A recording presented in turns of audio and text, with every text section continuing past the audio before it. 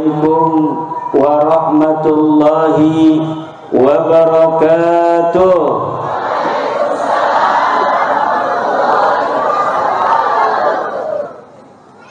Alhamdulillahil malikil hakim, al-jawadil karimil azizir rahim.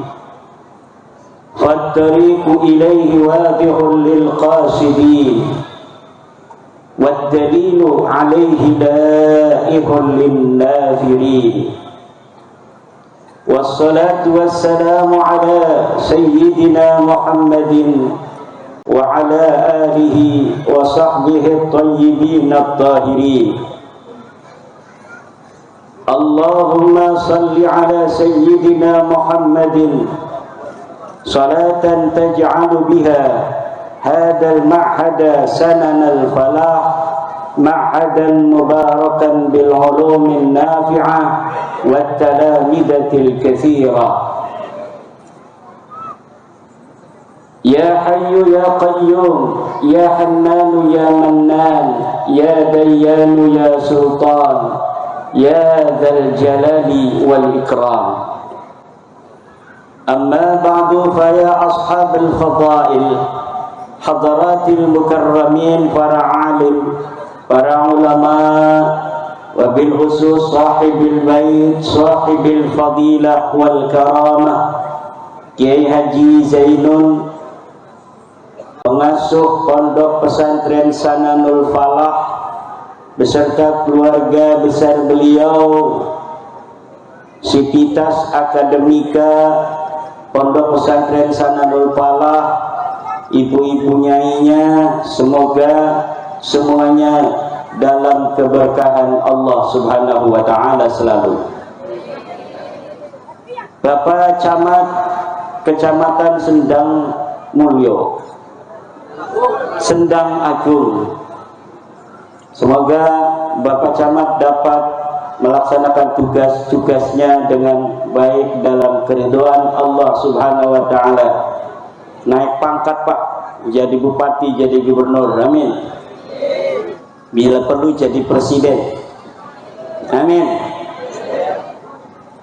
Para kiai-kiai setempat dan kiai-kiai dua tempat, ada kiai setempat, ada kiai dua tempat, terutama Kiai Haji Suparman Abdul Karim, Ketua Perjuangan Wali Songo Indonesia Provinsi Lampung, bersama didampingi oleh Kiai Mustafa dan Kiai Abdus Somad UAS ya. Tetapi beliau namanya Nur Somad, bukan Abdus Somad. Ketua PWI Prinsewu juga hadir, Bapak Kiai Nasiruddin, juga Bendahara Bapak Wahono, seluruh para guru-guru yang ada di Puade, kayak lagi pengantenan ini disiapkan Puade sebagai ta'zim lil ulama, lil muallimin. Semoga guru-guru kaya raya pergi haji semua, nambah hartanya, nambah rizkinya, nambah berkah. Yang belum punya suami cepat kawin, yang belum punya istri cepat punya istri, yang sudah nambah boleh. 7 ibu-ibu? Enggak.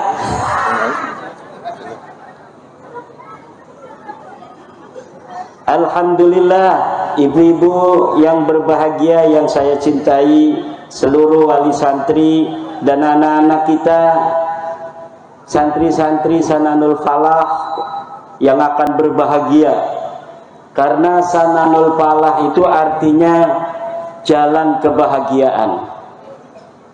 Sanan itu maknanya thariqah, al-falah maknanya fauz. Sananul Falah jalan kebahagiaan. Di dalam Al-Quran ada orang-orang yang telah dinas oleh Al-Quran akan bahagia, Bu. Qad aflahal mu'minun, qad aflaha man tazakka, Qad aflaha man zakkaha. Qad aflaha man ista'la.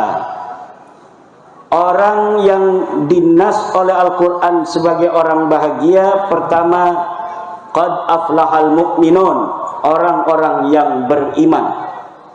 Qad aflaha man tazakka, orang-orang yang mensucikan diri. Qad aflaha man zakkaha, orang-orang yang berzakat. Qad aflaha man ista'la, ini ucapan dukun-dukun Fir'aun ketika mau bertarung dengan Nabi Musa. Jadi dukun-dukun Fir'aun ketika mau bertarung dengan Nabi Musa, mereka menguatkan diri mereka. Di antara mereka berkata, qad aflaha man ista'la, akan berbahagia dalam kemenangan orang-orang yang merasa tinggi, optimis. Fa ajmi'u kaidakum qad aflaha man ista'la. Fa ajmi'u kaidakum wa'tu soffa qad aflaha man ista'la.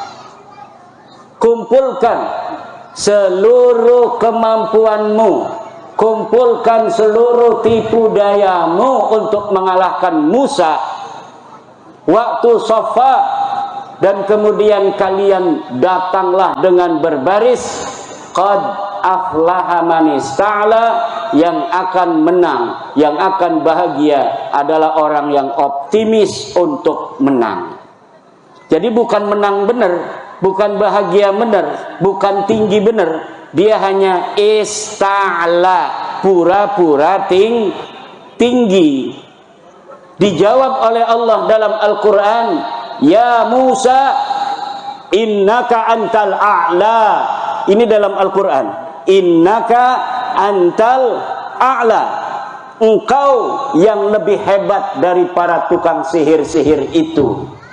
Jadi kalau tukang sihir itu menggunakan tipu daya untuk bagaimana mereka memenangkan pertarungan, berbagai macam framing, berbagai macam hoak, berbagai macam intimidasi dilaksanakan oleh dukun-dukun Fir'aun untuk mengalahkan dakwah tauhid Nabi Musa. Nabi Musa sedikit ada ketakutan di dalam hatinya, di dalam jiwanya, tetapi kata Allah, hai Musa, innaka antal a'la, kau yang lebih tinggi dari mereka. Penting orang merasa ketinggian yang ada dalam dirinya untuk disyukuri.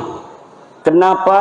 Karena orang-orang rendah bisa mengalahkan orang-orang tinggi hanya karena permainan analogi, permainan logika, permainan sejarah, permainan asumsi, permainan diksi, permainan narasi.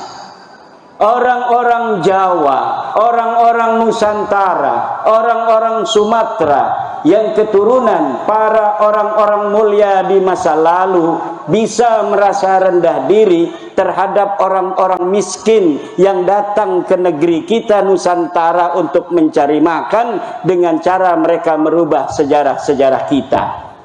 Kemudian dibikinlah sebuah narasi orang Jawa, orang Sumatera adalah orang-orang rendahan. Orang Jawa, orang Sumatera adalah orang-orang yang tidak punya kemuliaan. Kemuliaan ada dalam diri kami, kemuliaan ada dalam diri keluarga kami. Semua tugas-tugas penting di masa lalu hanya dijalankan oleh keluarga kami. Semua prestasi-prestasi masa lalu hanya ada dalam keluarga kami. Kalian semua orang-orang budak, kalian semua orang-orang rendah, yang kalau tidak datang kakek-kakek kami, maka kalian masih menyembah pohon-pohon Ambon. Ini yang selama ini diberikan kepada masyarakat Nusantara yang agung dan mulia, sehingga timbul rasa minder di dalam diri bangsa Nusantara hari ini karena dipegat, diputus saking sejarah masa lalunya yang begitu besar. Ini di sini kita ini walaupun dari Jawa datang ke Lampung, ini bukan ngungsi, bukan. Kita ini memang orang Nusantara. Kita ini ya datang ke negeri sendiri. Orang Lampung yang asli pun merasa senang dengan orang-orang Jawa yang ada di sini. Orang Jawa yang datang ke Lampung kemudian ada di sini merasa datang ke rumah saudaranya sendiri, karena memang kita leluhurnya satu, bangsa Nusantara, Jawa, Sumatera, Sulawesi, Kalimantan, Maluku, Bali, Nusa Tenggara, Papua, leluhurnya satu. Kalau di tes DNA-nya hiji. Tes DNA hasilnya akan sama karena memang kita bersaudara. Bu, udah dibagi belum kotak nasinya? Alhamdulillah. Ada orang-orang yang tidak bahagia dinas oleh Al-Quran. Coba baca dalam Al-Quran, ada orang-orang yang dinas oleh Al-Quran tidak akan bahagia. Satu, la yuflihul kafirun, la yuflihul zalimun, la yuflihus sahirun. Tidak akan bahagia orang-orang yang kafir, tidak akan bahagia orang-orang yang zalim, tidak akan bahagia orang-orang tukang sihir, tukang merubah sejarah. Sihir itu, sahir itu tukang merubah sejarah, menina bobokan pikiran orang untuk tidak sesuai dengan yang sebenarnya, merubah-rubah sejarah Indonesia yang merdeka oleh Insinyur Soekarno, oleh Mbah Hasyim Asy'ari, Mbah Wahab Hasbullah, Bisri Sansuri, ulama-ulama Nusantara, pejuang-pejuang Nusantara, sekarang dirubah katanya hari penetapan 17 Agustus 45 oleh Habib. Ini perubahan tidak ada dalam sejarah masa lalu, tidak ada di dalam kemerdekaan kita, di dalam merebut kemerdekaan dari penjajah Jepang, dari penjajah Belanda.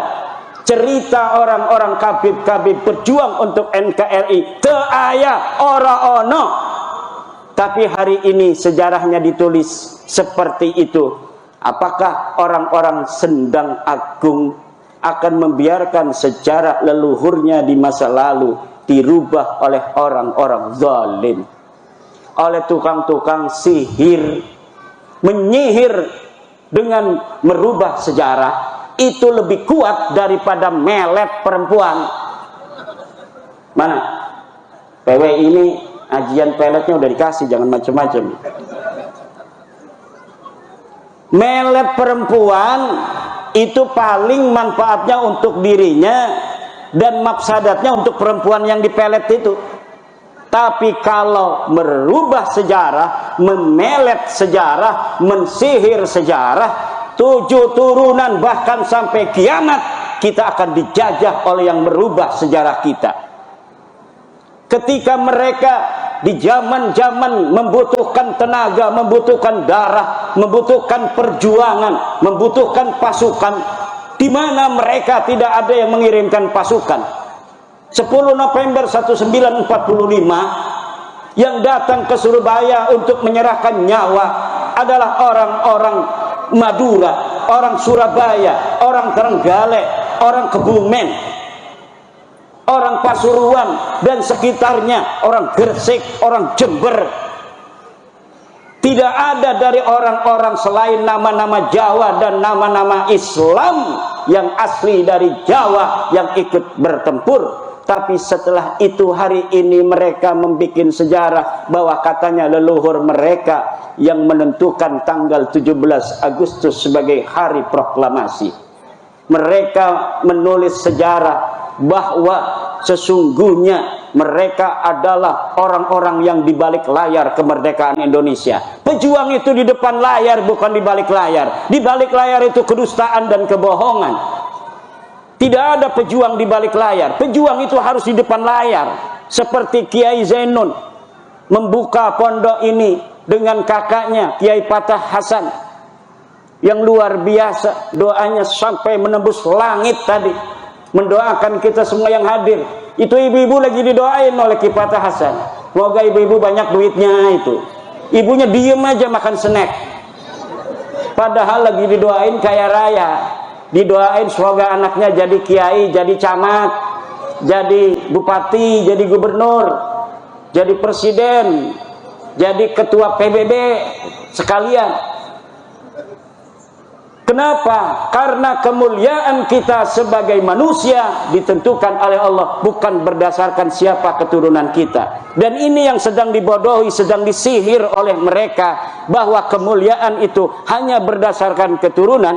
Orang yang berketurunan mulia, merekalah yang akan mulia. Orang yang sudah keturunan budak tetap selamanya akan jadi budak sampai hari kiamat. Nah, iya lain ajaran Islam, iki dudu ajarane Islam.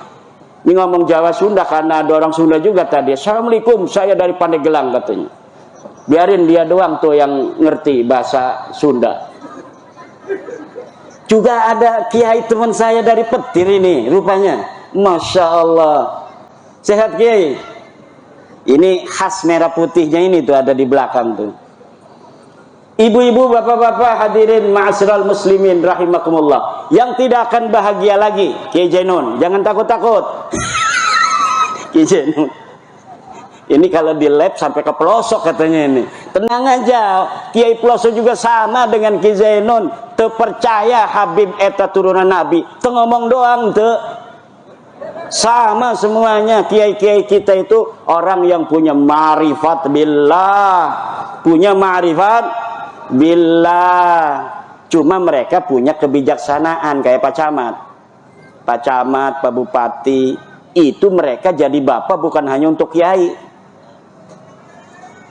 Pak Camat itu anaknya ada yang jawara, ada yang pendekar, ada yang pemabok, ada yang kiai, ada yang santri. Semuanya anaknya Pak Camat, harus dilindungi semua.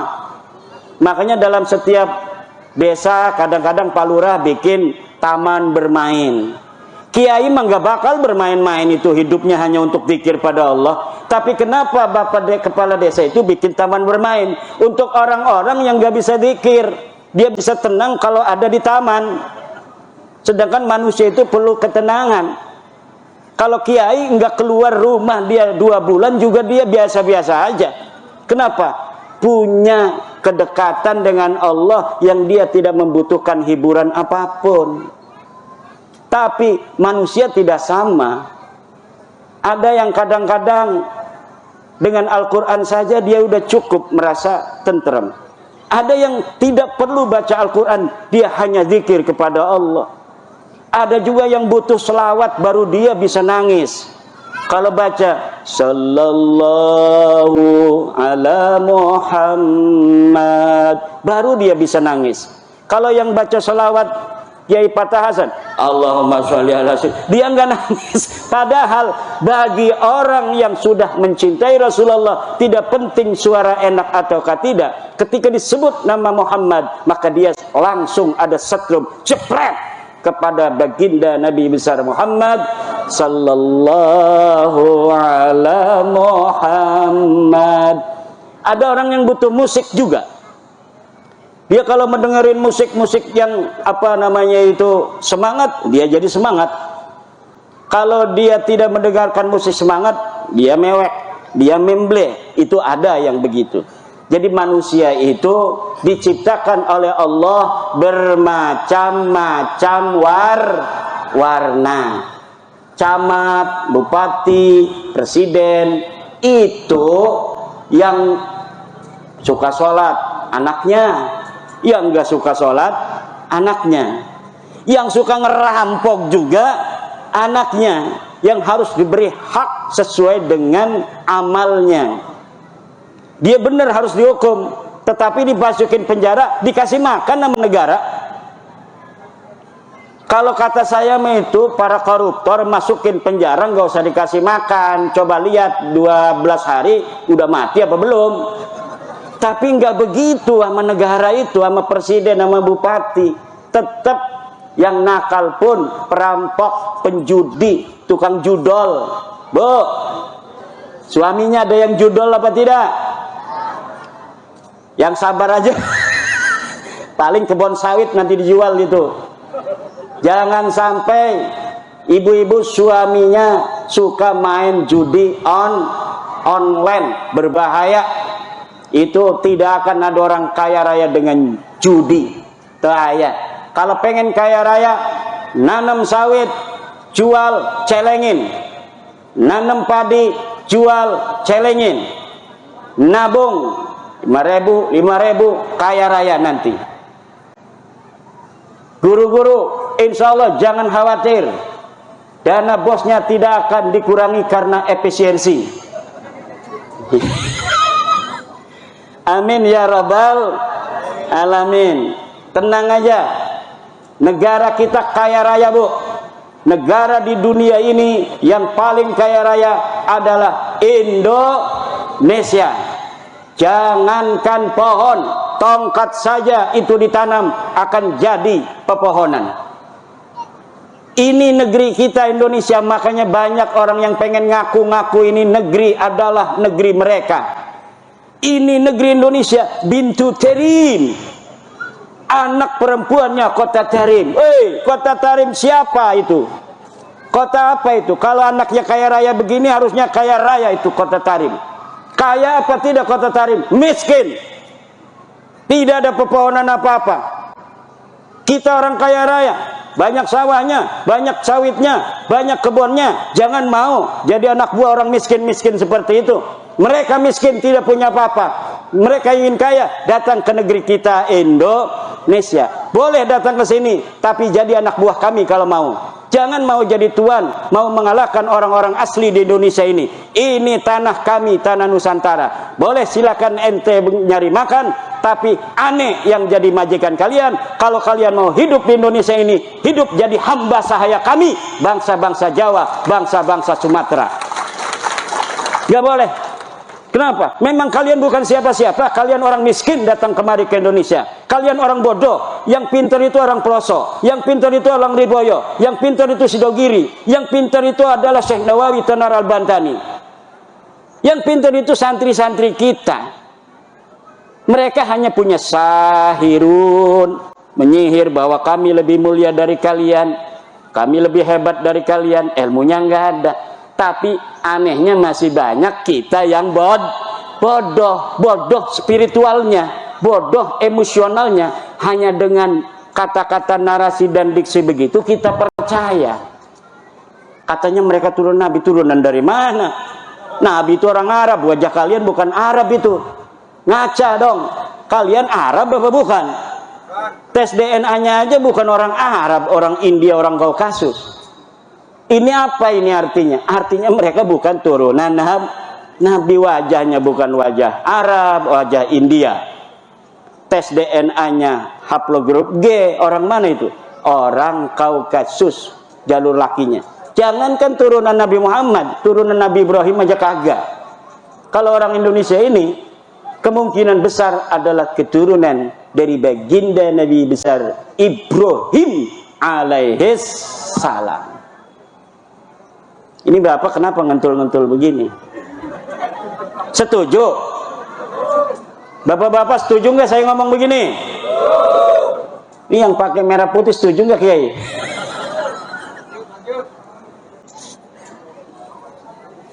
Tapi lanjut-lanjut udah jam 12. Karena apa? Yang paling penting acara khataman begini anak-anak kita yang tampil.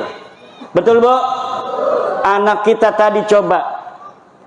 Saya itu ingat anak saya semalam tampil khataman juga, direkam sama santri saya, dikirimin. Yang satu laki-laki nganceng, dipanggil tuh kabur dari panggung. Yang satunya lagi assalamualaikum doang begini aja, salah. Pas saya lihat ini anak dua ini, ya Allah luar biasa. Padahal namanya sama dengan nama anak saya, Nabila. Nama anak saya Nabila juga. Tapi dia udah punya suami, punya pesantren. Kalau yang satunya adiknya ini suruh Semalam kabur dari panggung. Kakaknya juga, dulu kakaknya yang sekarang sudah kuliah, umur 5 tahun, suruh tampil juga begini, maju kabur juga. Masya Allah. Nah makanya tadi anak siapa itu yang mau tampil begitu, itu sudah anugerah minallah, fadlun azimun. Mudah-mudahan saja dia nanti sampai besar menjadi harapan ibunya, harapan bapaknya, kebanggaan gurunya, dan akan bermanfaat untuk agama, bangsa, dan negara. Amin. Tapi ibu-ibu kalau punya anak kayak anak saya itu, jangan putus asa. Jangan putus asa, terus saja berdoa. Mudah-mudahan saja anak yang kabur dari panggung itu nanti jadi macan panggung. Kenapa? Karena kalau masih kecil begitu masih banyak kesempatan. Anak saya yang sekarang kuliah itu kecilnya begitu, tapi sekarangnya alhamdulillah matan takrib tamat, fatul qorib tamat, sarah hikam tamat, sekarang lagi fatul muin baca sendiri. Lah, jadi apa? Apapun yang terjadi dengan anak kita ketika masih kecil, nakal kayak setan, kayak dajjal nakalnya. Tapi itu belum selesai, bapak-bapak. Jangan, kayaknya anak saya ini nggak ada kesempatan, nggak ada harapan. Tidak ada.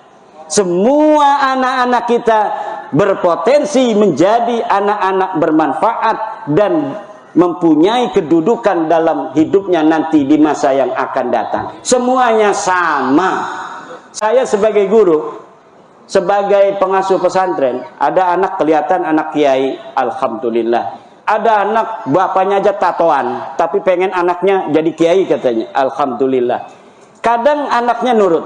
Ada lagi yang anaknya memang anak nakal udah memang dikeluarkan dari berbagai macam sekolahan. Katanya di Jakarta sekolah tawuran melulu, minum-minuman. Apakah bisa diterima di sini, Yai? Saya kalau bisa untuk menjadikan anak ini menjadi anak yang soleh, ini pahalanya 200 kali lipat daripada anak kiai tadi yang datang kemari kemudian jadi anak soleh. Semakin besar kita itu bekerja, maka semakin besar pahala yang akan kita dapatkan. Semakin susah kita mengajar anak kemudian berhasil, maka pahala yang akan kita jadi, apa yang akan diberikan Allah kepada kita akan semakin besar. Jadi saya tidak pernah berputus asa ngajarin anak, ngajarin santri. Dan ketika ada yang datang kelihatan ditolak di pondok lain, ditolak di pondok ini, ditolak di sekolahan itu karena nakal, kata saya mudah-mudahan aja takdir nurutnya sama saya, maka saya tetap terima. Kecuali udah 3 kali nanti ketika dia ada di pondok, kemudian dia memang sudah tidak bisa lagi untuk diharapkan menurut saya. Kalau menurut Allah kan tetap ada harapan. Tetapi kita harus punya peraturan. Kalau sudah 3 kali dia itu melanggar peraturan yang berat, sesudah diberikan surat peringatan kepada anaknya, pada orang tuanya dikasih informasi tembusan, kita setelah mengatakan bahwa ini mudaratnya anak ini lebih besar, ada di pondok, bisa mempengaruhi anak lain, kita kemudian serahkan kembali ke orang tuanya bahwa kami sudah tidak sanggup lagi untuk mendidik anak bapak. Kenapa? Bukan takut kepada anak ini tidak akan bisa jadi anak yang baik, bukan. Tetapi mendarat kepada yang lainnya itu lebih besar karena dia tinggalnya bersama anak-anak itu. Tapi jangan putus asa wahai bapak, jangan putus asa wahai ibu.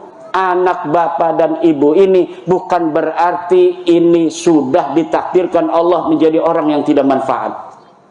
Pondokin lagi, mudah-mudahan saja takdirnya solehnya dia dengan kiai yang lain.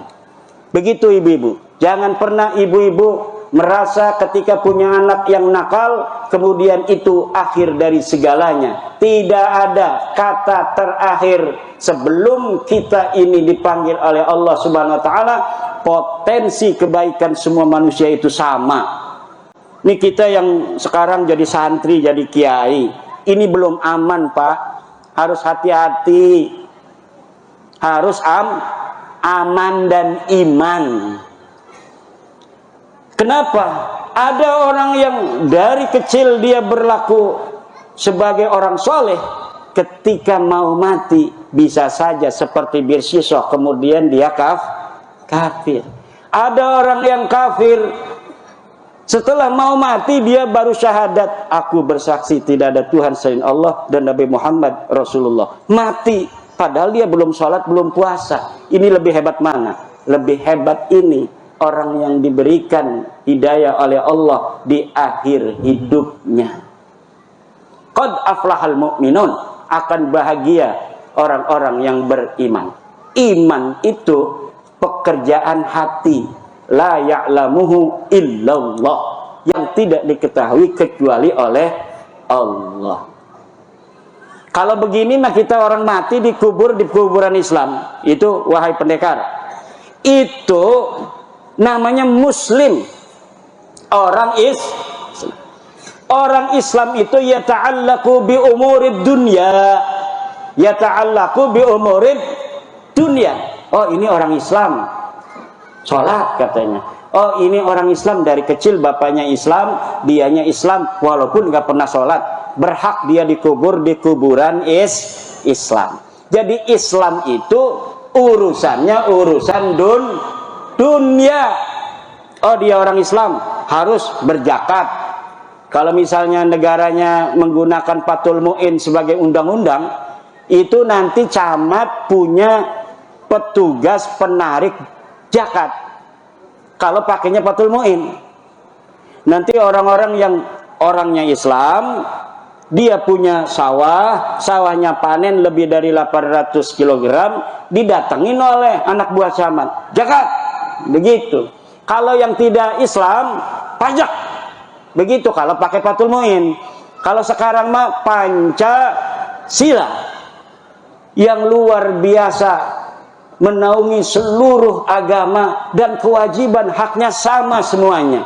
Ini yang paling indah negeri kita ini, Indonesia. Pancasila itu memang bukan negara agama, Bapak. Tetapi Pancasila inilah yang paling melindungi agama Islam dan seluruh agama-agama yang lainnya. Kalau Bapak dan Ibu pernah ke luar negeri, di negeri-negeri Islam, di Saudi aja kalau haji, ada tidak itu di Saudi, orang mau Isra Mi'raj, jalan umum ditutup untuk Isra Mi'raj. Itu bisa ditangkap itu sama polisi Saudi itu. Tidak ada, Pak, nggak boleh. Saya pernah ke Mesir. Di Mesir itu kalau pengajian di dalam masjid, speakernya nggak boleh kedengaran keluar. Yang harus khotbah orang-orang itu saja yang ditunjuk oleh Pak Camat. Yang tidak ditunjuk oleh Pak Camat nggak boleh jadi khotib di Jumatan. Kalau orang mondok di Al-Azhar keluar, nggak bisa bikin yayasan Sananul Falah, nggak boleh. Harus punya negara semuanya, atau ada rekomendasi dari Al-Azhar. Tapi di Indonesia ini bapak-bapak, kita mondok di pelosok, pulang ke Lampung, negor pring 5, bikin pondok, boleh. Datang ke Kemenag, didaftarin oleh Kemenag.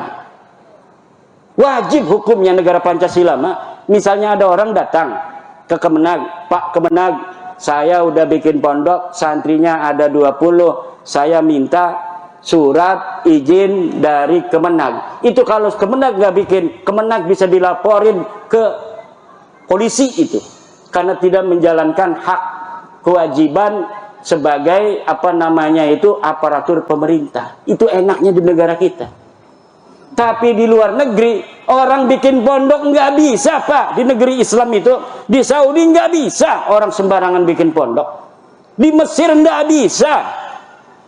Tapi Indonesia, alhamdulillah, mondok di Sananul Falah, udah lulus bikin pondok lagi, seneng kiainya, Kiai Zainun seneng, anaknya sudah bisa bikin pondok. Kadang-kadang santrinya dibawain 10 supaya ada pancingan untuk yang lain, dia bisa belajar ngaji, ngajar ngaji di situ agar tetangga-tetangganya pada ikut. Itu tradisi daripada guru-guru kita, kiai-kiai kita untuk menyebarkan agama Dulu siapa yang mau membayangkan di kampung di tengah hutan begini ada ceramah, selawatan, ada pengajian, ada santri.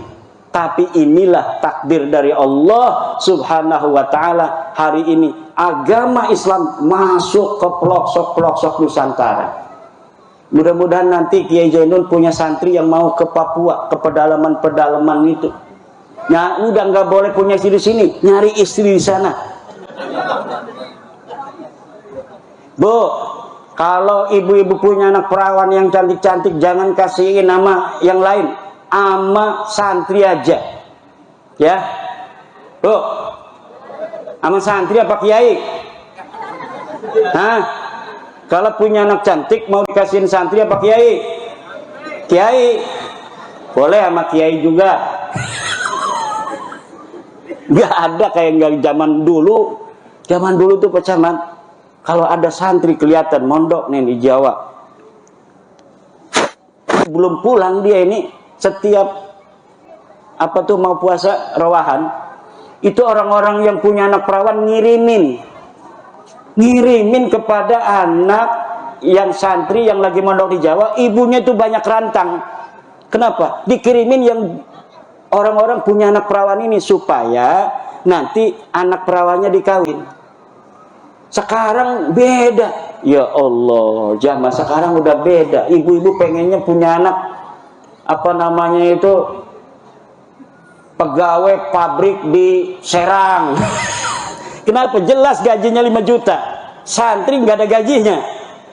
Kadang-kadang kalau bulan Maulud aja banyak itu nasi, berkat segala macam. Tapi bulan Safar nggak ada apa-apa. Ada dapat duit itu selawat, tetangga hilang 1. Begitu. Tetapi ibu dan bapak, agama ini bisa bertahan sampai hari kiamat adalah karena santri, bukan karena Pak Camat. Santri sekarang diajarin sama Kiai Zainun. Kiai Zainun mengajarin Fathul Qorib, Fathul Mu'in, Fathul Wahab, Tuhfatul Muhtaj, Nihayatul Muhtaj, Mughnil Muhtaj, kemudian Ar-Risalah, Al-Um. Nanti ngajarin lagi sama anak santrinya dia. Ngajarin lagi. Inilah makanya kemurnian agama itu Pak Camat dipegang oleh santri. Santri yang senantiasa melumintukan ajaran zaman dulu sampai hari kiamat. Dari zaman Nabi tidak pernah putus. Tetapi perlu, kata Kiai Zainun tadi, inovasi sesuai dengan zamannya. Anak-anak kita hari ini yang mondok di Sananul Huda, nanti yang akan dihadapi adalah anak-anak sekolahan. Kalau dia gede, itu mad'unya, masyarakatnya itu semuanya anak-anak SMK, anak-anak SMP. Kalau dia hanya mondok saja tidak sekolah, nanti nggak nyambung ngomongnya. Masyarakatnya sudah pinter, masyarakatnya umumnya ngelotok, tetapi kiainya nggak ngerti umum. Maka akan ada gejlong ilmu pengetahuan di masa depan apabila para santri hari ini hanya ngaji tanpa mengenyam pendidikan umum. Santri hari ini harus juga dia mengenyam pendidikan umum tanpa untuk melupakan dan meninggalkan pengajian kitab kuning yang memang dengan dialah ilmu agama Islam akan lestari ila yaumil qiyamah. Udah 12:30, kasihan Kiai Zainun, ibu-ibunya tuh.